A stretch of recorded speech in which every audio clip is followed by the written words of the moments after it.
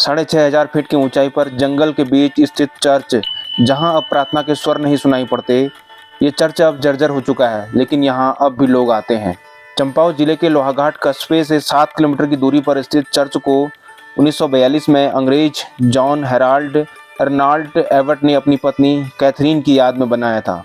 British शासनकाल में Scotland से भारत आ गया एबट झांसी का जमींदार था। उसका स्वास्थ्य ठीक नहीं था। डॉक्टरों ने पर्वतीय क्षेत्र में रहने की सलाह दी।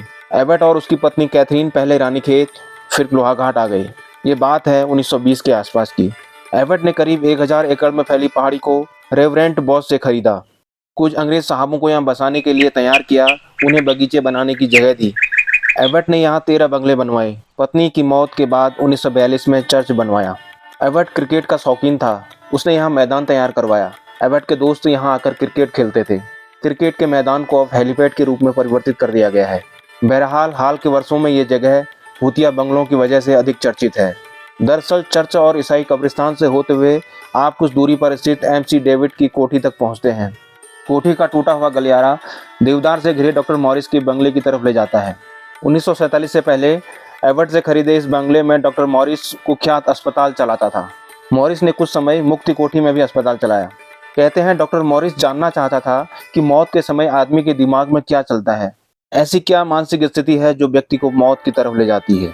इसके लिए वो मरीजों पर प्रयोग करने लगा, जिसने उसे मौत के डॉक्टर के रूप में ख्याति दिलाई।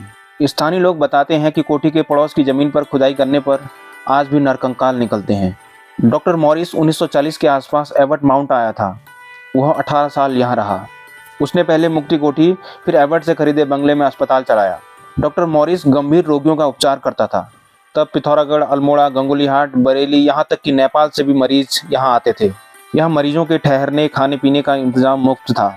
डॉक्टर मॉरिस बता देते थे कि कौन मरीज कितने दिन में मरने वाला है। पूरे क्षेत्र में बात फैल गई कि डॉक्टर मॉरिस मौत की सही भविष्यवाणी करते हैं।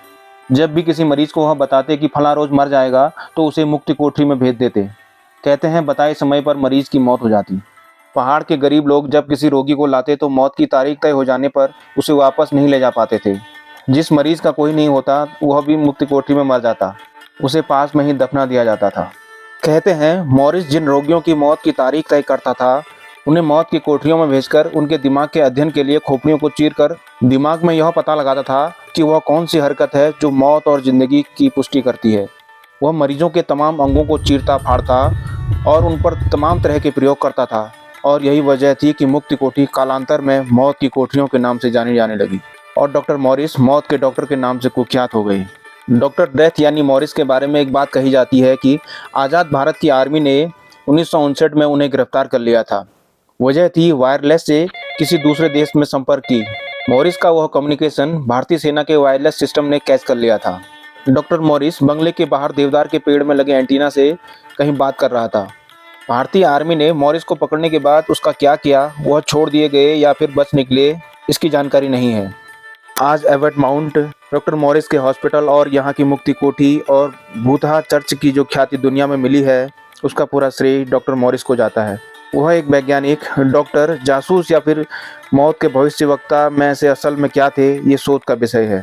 एबट माउंट में हिंदुस्तानी और यूरोपियन फूलों वाली झाड़ियों से घिरी कोठियों में वक्त गुजारना मन को रूहानी एहसास कराता है। कुमाऊं की यह चोटी बेहद खूबसूरत और प्रवास के लिए उपयुक्त है। टनकपुर और काठगोदाम के रास्ते यहाँ आया जा सकता है।